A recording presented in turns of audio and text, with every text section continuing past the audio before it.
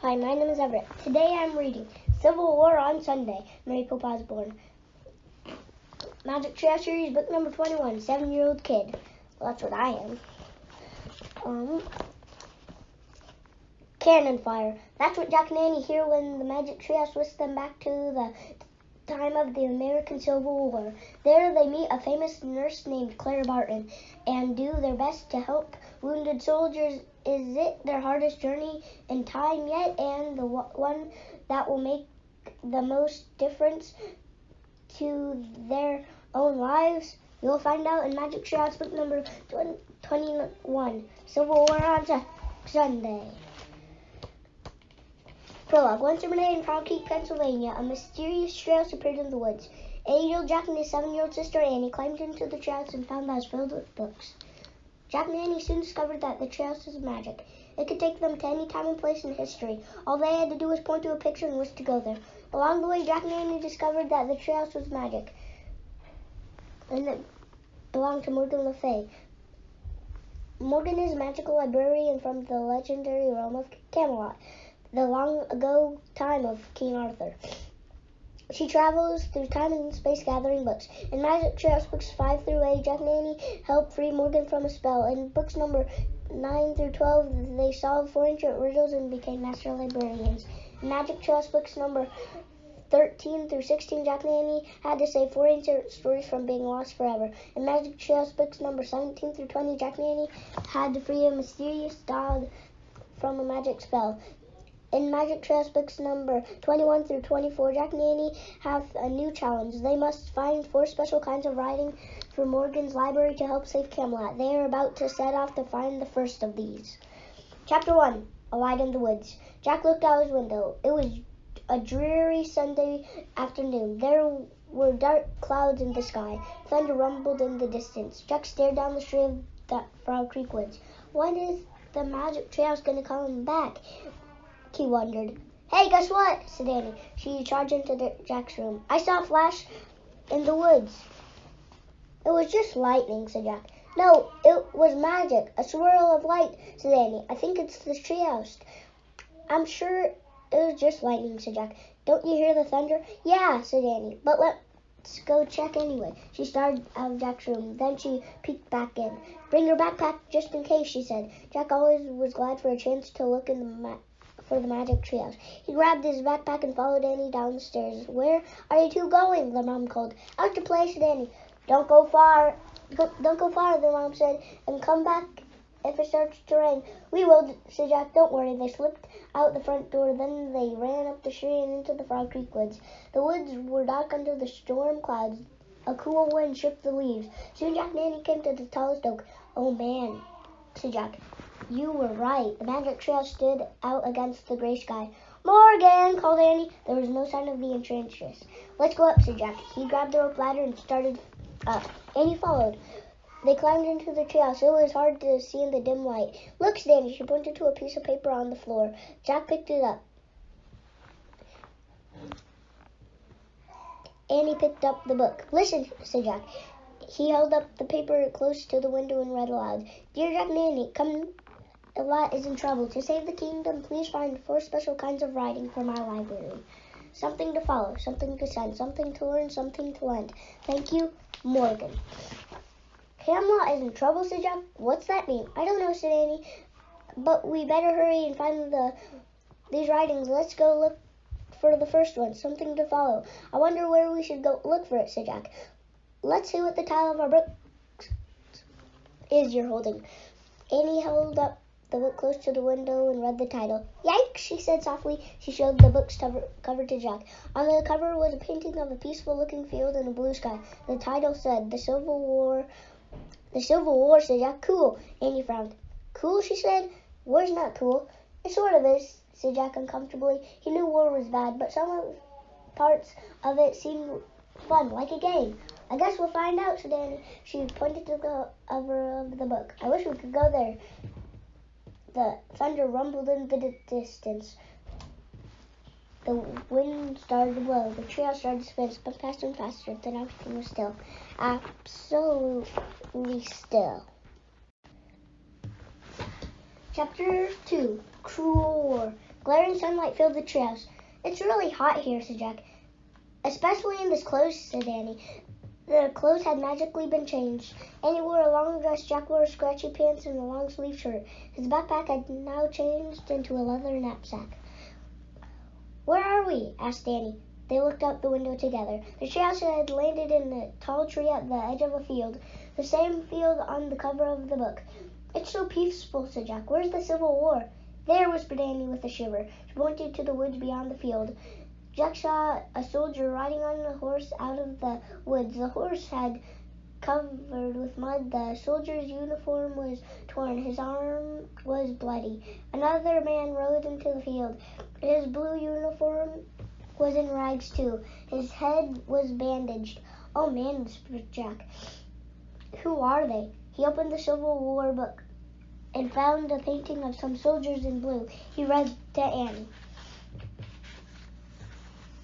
1861 to 1865. The Civil War was also called the War between the States because it was fought between the southern and northern states of the United States. Southern were gray uniforms and were called Confederate soldiers. Northern were blue uniforms and were called Union soldiers. "So they're Union soldiers," said Jack. He pulled out his notebook and wrote, "Civil War, 1871 to 1875. Blue equals North, North equals Union. Gray equals South, South equals Confederate."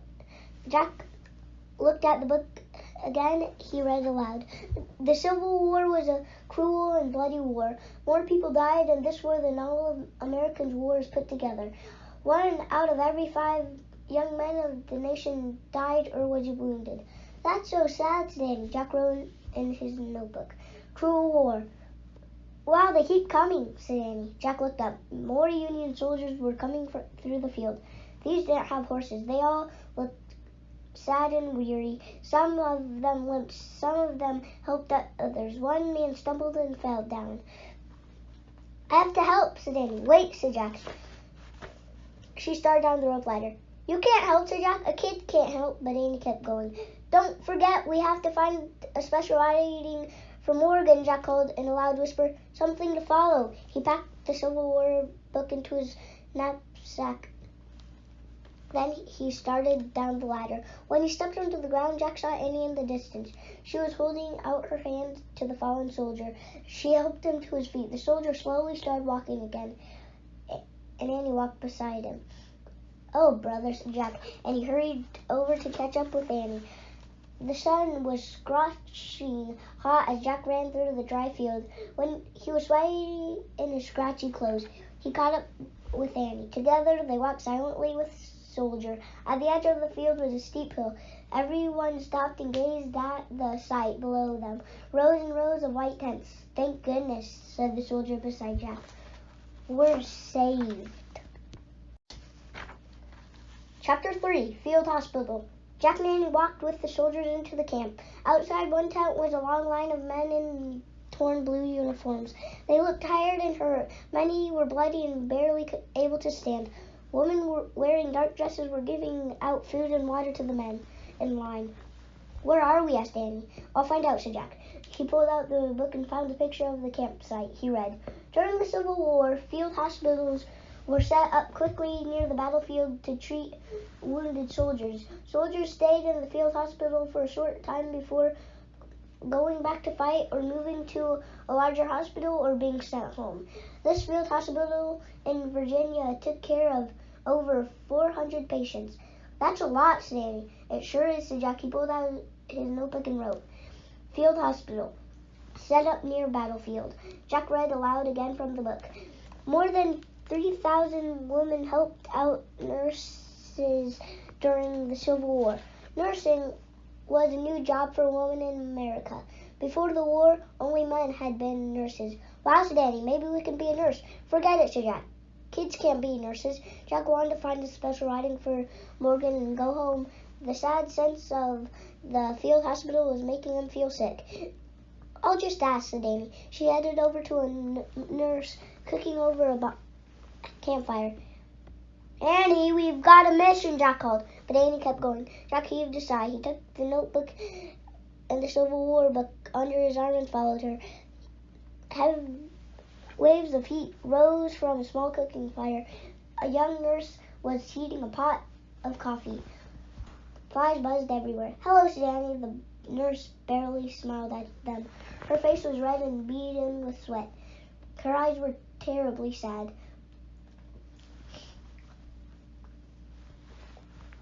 "Where are you from?" she asked. "Frog Creek," said Annie. "We'd like to volunteer nurses." The young woman didn't seem surprised at all.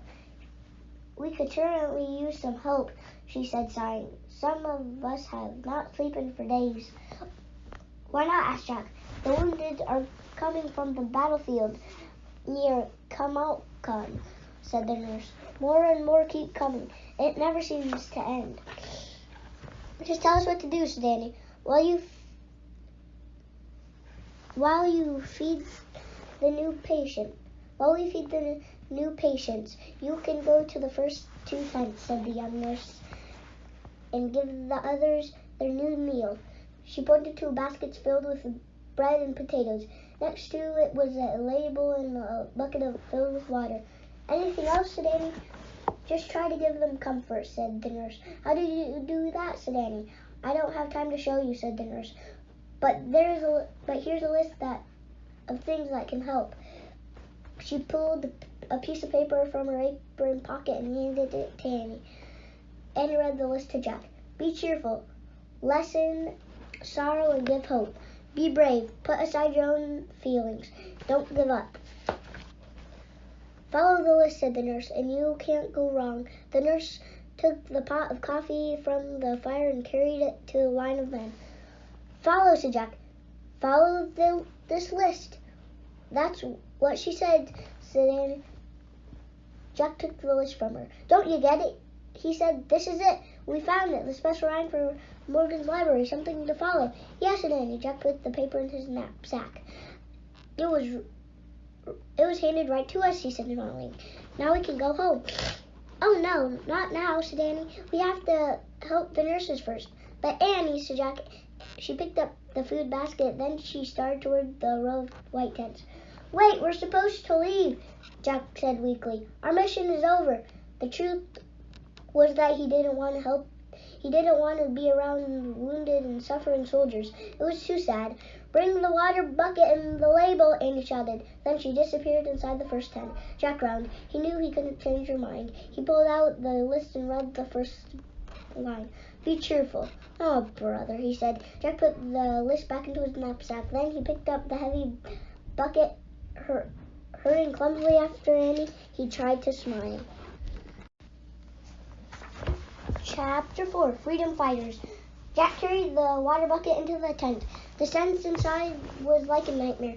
The tent was hot and stuffy. A dozen injured soldiers lay on small cots. Some called for food. Some begged for water or just moaned. Jack wanted to rush back outside, but Annie got right to work. She rolled up her sleeves and smiled. "Hi, everybody," she said cheerfully. None of the soldiers smiled back. "I have good news," she said. "We have lunch."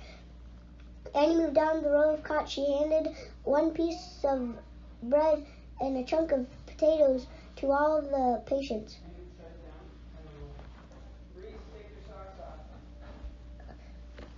"You'll be feeling better soon," Annie said to a sick man. "You'll see your family again," she told another. Jack looked around nervously. He wasn't sure what to do.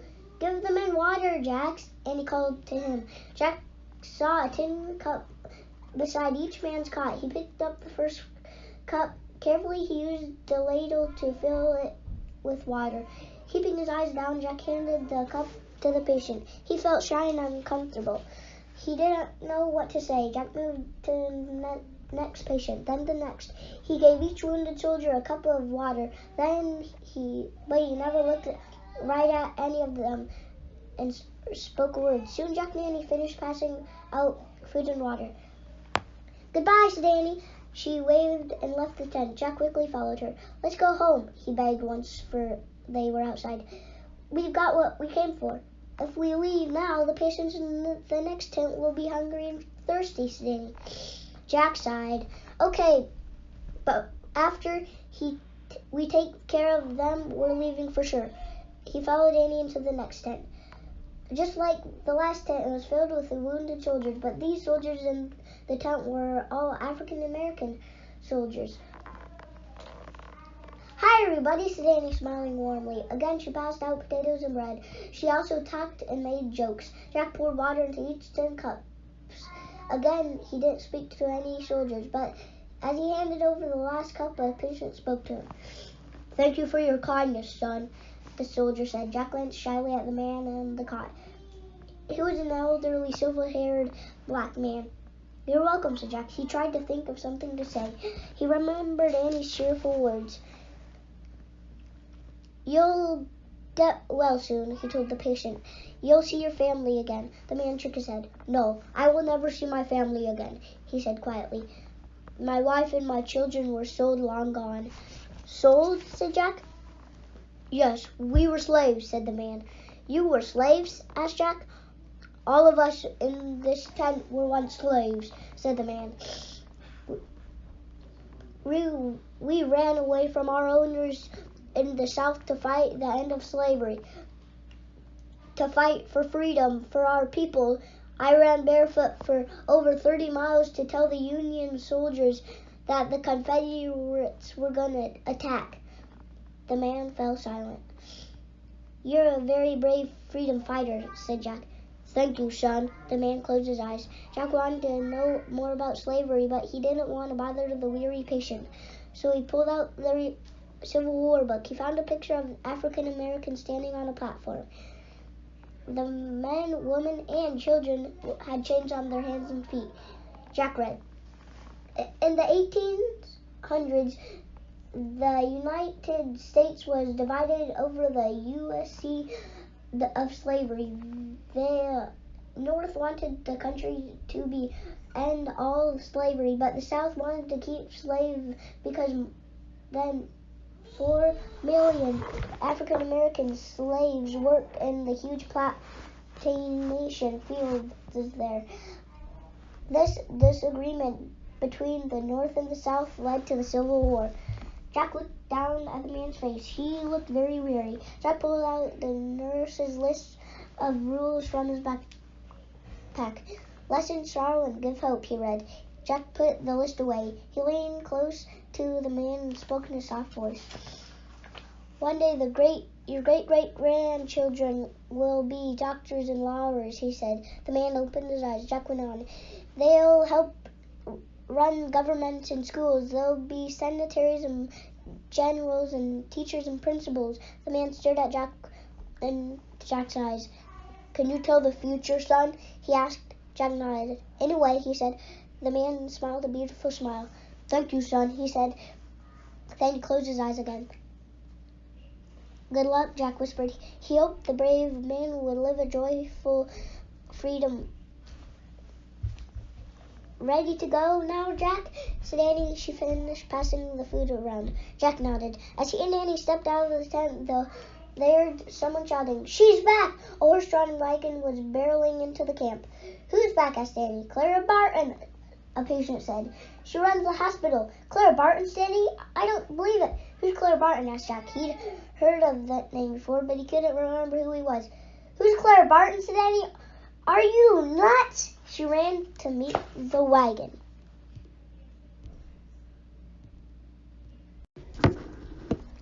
Chapter 5, Angel of the Battlefield. Jack still didn't remember who Clara Barton was. He pulled out the Civil War book and read. Clara Barton was a famous Civil War nurse. When she began nursing, she used her own money for her supplies. She drove a horse-drawn ambulance right into the battlefield to help save wounded soldiers. For this reason, she became known as the Angel of the Battlefield. Jack put the book away. Then he hurried to Annie. He looked at the woman sitting on the driver's seat of the wagon. She doesn't look like an angel, Jack thought. The woman was very small. She had a plain, serious face and dark hair pulled back in a bun. She wore a long black shirt and a black jacket.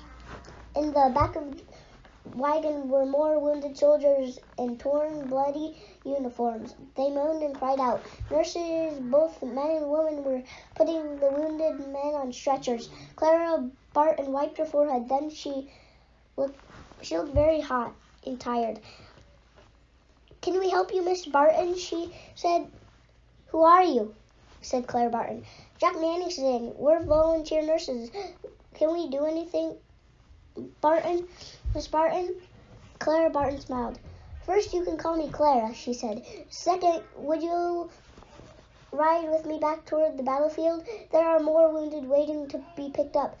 "Sure," said Annie. Jack didn't answer. After seeing all the suffering men in the wagon, he was afraid of getting closer to the battlefield.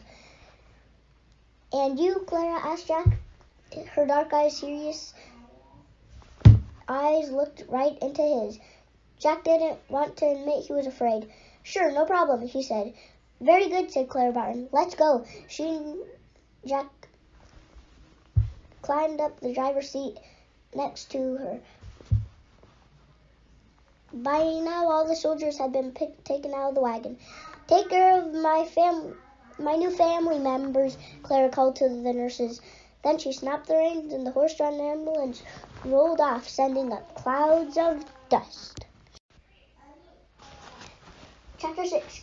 Keep low. The wagon jerked and swayed as it bumped over the dry ground. Jack felt as though he was frying in the hot sunlight. Dust from the road filled his throat and eyes. The booming of the cannons grew louder. Jack heard popping sounds too, like the noises of firecrackers. "What's that popping noise?" he shouted, blinded by the dust. "Musket fire," said Clara Barton. Jack remembered the muskets were long, old-fashioned guns. "What are those flashes?" said Annie. Jack tried to open his eyes and see what she was talking about. He saw a bright flash in the light in the distance and puffs of smoke in the sky. "Cannon shells exploding," said Clara Barton. "Shells are like small bombs. They have ruined much farmland." Jack squinted at the passing countryside. The ground was filled with ugly holes. Long ditches were also cut through the fields. "Did the shells make those ditches too?" he asked. "No, those are trenches the soldiers dug from a battle," said Clara. "Each side digs their own. Day after day they sit in the trenches firing their muskets at one another." Jack tried to imagine how terrible it would be to sit in a trench all day waiting to be shot or waiting to shoot someone else. "We have to get some water," said Clara Barton. She drove the wagon to a narrow creek. A stream of water flowed downhill, running over the rocks. The wagon came to a halt. Jack heard the whistling sounds of another, then another. "Keep low!" cried Clara. "What's that?" Jack asked. "Cannon fire," said Clara. She and Jack crouched down in the driver's seat. Jack felt a rush of panic. He pulled out their list. His hands were shaking as he read. "Be brave." "Oh, great," thought Jack. Another cannon shell whizzed overhead. Then another. The ground exploded over and over in the flashes of light. Dirt clods flew everywhere. Clouds of smoke and more dust filled the air. The horses neighed and whinnied. "Be brave," thought Jack.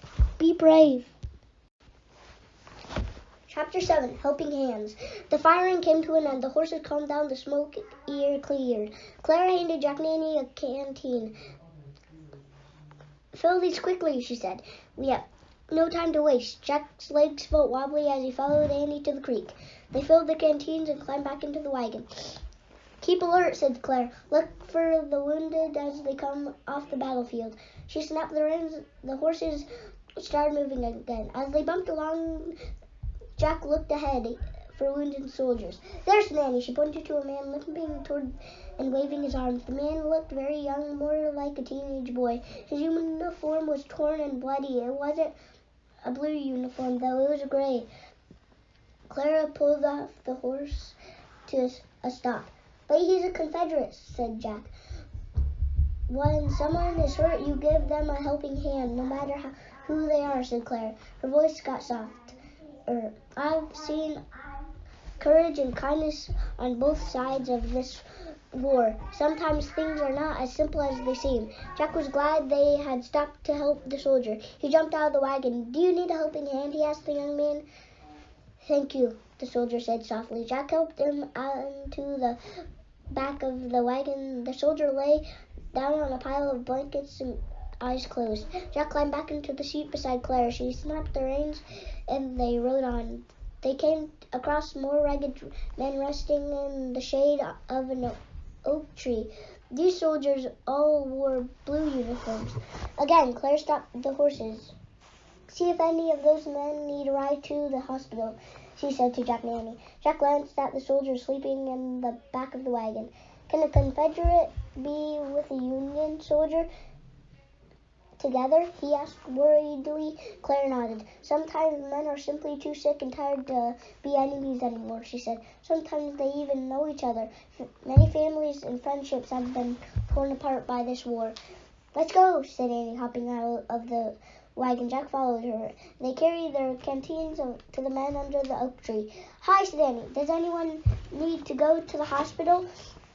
"Only John, our drummer boy," said the soldier. "He's suffering from heat stroke. But we all need some water, miss." Jack saw a young boy lying on the ground. His eyes were closed. "Oh, Jack," whispered Annie. "He looks just like you." The boy did look a lot like Jack, just a few years older. "We better get him to Claire's ambulance right away," said Annie. She handed her canteen to one of the tired soldiers. Another soldier lifted the drummer boy to his feet. The boy opened his eyes and mumbled a few words. He tried to walk, but he swayed and fell down. "Wait," Jack grabbed the boy. "We'll give you a helping hand," he said. The drummer boy put his arm around Jack and Annie's shoulders. "Just a little farther, John," said Annie. "You're doing great. Just a little farther." The drummer boy moved as if he were walking in his sleep. His head hung down, his feet shuffled in the dust. "Take good care of him," one of the men called. "We can't do without him." Chapter 8, Brothers. Claire Barton had turned the wagon around. She helped Jack and Annie lift the drummer boy into the back. "The soldiers said he has a heat stroke," Annie told Claire. His name is John." The boy lay down next to the sleeping Confederate soldier. "He does have a heat stroke," said Claire. "The other boy also has a high fever. We must get them both to the hospital at once. You two can stay in the back of the wagon and do as I tell you." "Sure," said Jack and Annie. Claire dampened 2 clean cloths with water from Jack's canteen. "Gently press these cloths against their faces to help cool them off," she said. She gave the cloths to Jack and Annie. Then she went to the front of the wagon and she climbed in. The wagon started forward. Jack and Annie gently patted the soldiers' faces with their damp cloths. Jack and Annie looked at the young men lying side by side. The two seemed far alike than different. In another time and place they might have been friends, Jack thought. Finally, the wagon arrived at the field hospital. The Confederate soldier was put on a stretcher and carried to a tent. The 2 soldiers were wearing bandages put the drummer boy on a stretcher. "Could you stay with John a while?" Claire Barton asked Jack and Annie. "Sure," said Jack. "Try to bring his fever down," said Claire. "A nurse will give you an ice pack to press against his skin. Find me when his fever is lower." The drummer boy was carried into an empty tent. Jack and Annie followed. John was put onto a cot. Then a nurse brought some rags and a bucket filled with ice. Jack and Annie were left alone with the boy. Jack wrapped some ice in a rag. He pressed the ice pack against the boy's head and neck and arms. Annie fanned the air to cool John off and keep away the flies. Jack felt so hot he pressed an ice pack against his own face for a moment. Then he looked up "Drummer Boys" in the Civil War book, he read. The Civil War was the last war to use drummer boys. The drum beat was used to give orders to soldiers. Different beats told them when to eat, how to march, and even how to fight. On smoky battlefields, the boys' drumming helped soldiers find one another and keep together. "Wow," said Jack. He closed the book. He pulled out the notebook and wrote, "Drummer boy, really important job." Suddenly John shouted. Jack looked up from his notebook. The drummer boy was still asleep, but he was waving his arms as if he were having a nightmare. Annie shook the boy's arm. "Wake up, John," she said. "You're okay. Wake up." The drummer boy opened his eyes. "You were having a bad dream today, but you're safe now. You'll see your family again." No, wait. said the boy. He sounded frantic. I have to get back to the battlefield. Nay, you don't. You don't have to fight anymore, said Annie. You can't go home. You can go home and be safe. No, said the boy. They need me. They need my drum. He sounded more and more upset. Jack thought about the list. Put aside your own feelings, he remembered. Oh, John, said. Okay, John, said Jack. You can go back as soon as you feel better. Jack, said Annie, he'll get hurt or killed. I'm afraid for him. Me too, Jack said softly, but we have to put aside our own feelings. That's one of the things on our list. Annie sighed. Okay, she said sadly. She looked at John. If you want to fight again in the Civil War, you can, if that's what you really want to do. Thank you, the boy whispered. You know, you're the bravest kid I've ever met, said Jack. The drummer boy smiled at Jack. You look just like my big brother, he said hoarsely. You look just like my big brother, said Jack, except I don't have any brothers. I don't have a big brother. I don't have any brothers. The three of them laughed. The drummer's boy laugh was very soft. The boy laid his head back on his pillow and closed his eyes. In a moment he was sleeping peacefully and a smile crossed his lips. Annie felt his forehead. His fever has gone down, she said. We should go tell Clara. She left the tent. Jack got up slowly and followed her. When he reached the entrance of the tent, he turned and looked back. The shadows of the twilight fell across the boy's calm, sleeping face. It was strange. Jack hardly knew the drummer boy, but he felt he could be brothers. Listening to the cannon fire in the distance, Jack was afraid for the boy. Will he live to see his family again? Jack wondered. Good luck, John, he said softly. With a heavy heart, Jack stepped out into the warm evening air. Chapter 9. Don't Give Up. Annie, said Jack. Over here, she called. Jack saw two figures standing in the twilight. He walked over to Annie and Clara. They all stared in the direction of the distant battlefield. Bright lights flashed against the dark blue horizon, cannon shells exploding. Every time you see a flash, you know a shell may have taken the life of many lives, said Clara. That's awful, said Annie. Yes, it is, said Clara. A whole world can vanish in a flash. All a young man's joy and sorrows, all his memories. This is a cruel war, said Annie. All wars are cruel, said Clara Barton. People feel they must fight for the causes they believe in, but they soon discover that the war is not about glory and fame.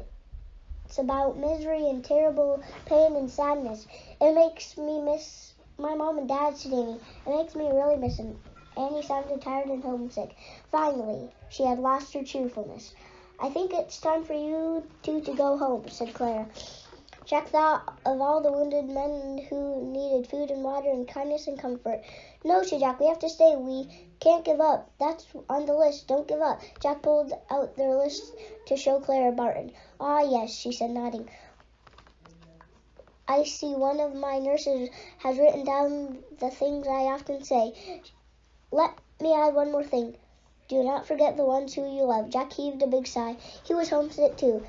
Can we take this list home? He said. Of course, said Clara. You don't have to work at a hospital to follow my words. They work in all of life, no matter where you go. Thanks, said Jack. My thanks to both of you, said Clara Barton. You were great helpers. You were a great teacher, said Annie. Goodbye, said Clara Barton. Be very careful going home. We will, said Jack and Annie. Bye. The sun was setting, and as they walked out of the camp, the boom of the cannon sounded in the distance. Soldiers sang a song around the campfire. We're tenting tonight on old campgrounds. Give us a song to cheer our weary hearts, a song of home and friends we love so dear. Jack and Annie walked through the darkness field. By the time they reached the woods, the stars were out. They climbed up the rope ladder to the treehouse. Annie grabbed the Pennsylvania book. Wait, said Jack. He looked out the window. He couldn't see anything below, but the soldier's song still carried through the warm, starry night. Many are the hearts that are weary tonight. wishing for the war to cease. As Jack listened, he thought of Clara Barton's the elderly slave, the young Confederate soldier, and John the drummer boy. War is not a game, Jack said softly. It is definitely not a game. Many are the hearts looking for the right to see the dawn of peace. The song ended. The cannon fire stopped. The night was quiet except for the croaking of frogs. Ready? Annie whispered. Ready, said Jack. I really wish we could go home, said Annie, pointing to the picture of the Frog Creek woods. The wind started to blow. The trees started to spill faster and faster. Then everything was still. Absolutely still. Chapter 10. Home, Sweet Home. There was a booming in the distance. Jack opened his eyes and caught his breath. Is that cannon fire? He wondered. Are we still back in the Civil War? We're home, said Annie. Home, sweet home. Oh, man, whispered Jack. They were home. They were back in the Frog Creek woods. They were wearing their own comfortable clothes again. The cannon fire was really only thunder. At that moment, Jack loved the thunder. Raindrops tapped against the treehouse. We'd better hurry, said Jack. Wait, leave the list in the treehouse, said Annie. It's the first special writing from Morgan's library, something to follow. Jack took the list from Clara Barton's rules out of his pack. He put it on the floor next to the Morgan's letter. I wonder how this list is going to help save Camelot, he said. I don't know, said Annie, but you know what's weird about getting this list? I don't think we could have just taken this home. When we first got it, we couldn't take it home. We had to live it first. Jack nodded. Annie was completely right, he thought. He picked up his backpack. Wait, I see another note saying. She picked up a piece of paper from the trails floor. On it was written, come back on Wednesday. I guess that's when Morgan wants us to look for the special writing, said Annie. That's in 3 days, said Jack. Let's go home and rest. He started down the rope ladder. Annie followed. When they stepped onto the ground, the rain began to pour down. Run, said Jack. They ran through the Frog Creek woods. They ran down the street. They ran into their porch and dashed into the dry, cozy house. They found their parents reading in the living room. Mom, Dad, cried Annie. We're so glad to see you. Well, we're glad to see you too, said their dad, sounding a little puzzled. Put on dry clothes, said their mom. Jack and Annie started up to the room. Halfway up the stairs, Jack stopped.